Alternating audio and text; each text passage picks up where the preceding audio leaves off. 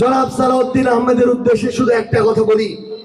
তিনি কয়েকদিন আগে বললেন এই গণভোট একটা অসাংবিধানিক গণভোট, এই গণভোট একটা নাকি অবৈধ গণভোট।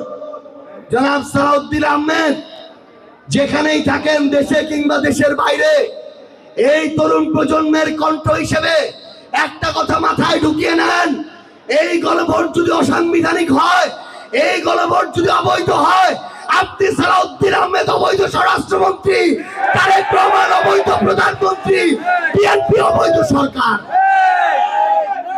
তরুণ প্রজন্মের সাথে গাদ্দারির ফলাফল ভালো হবে না।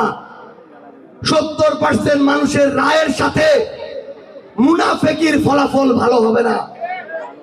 পরিশেষে আমার প্রশাসন এবং পুলিশ ক্যাডারের ভাই বোনদের উদ্দেশ্যে একটা কথা বলি, আপনি ডিসি হন, এসপি হন, ওসি হন, ইউএনও হন, যাই হন না কেন, মনে রাখবেন আওয়ামী লীগ ছিল, আওয়ামী লীগ এখন নাই। বিএনপি আজকে আছে, বিএনপি আগামীতে না থাকতে পারে। দয়া করে নিজের বিবেকবোধকে, নিজের শপথকে, নিজের পোশাককে কোন দল মার্কা ব্যক্তির কাছে বিক্রি করে দিয়েন না, কোন দলের দালালি করেন না। দল আছে, দল নাই হয়ে যেতে পারে, কিন্তু এই মানুষ ছিল, মানুষ আছে, মানুষ থাকবে ইনশাআল্লাহ। আপনাদেরকে এইটুকু আহ্বান করব এবং একটা উদাহরণ দিয়ে শেষ করব।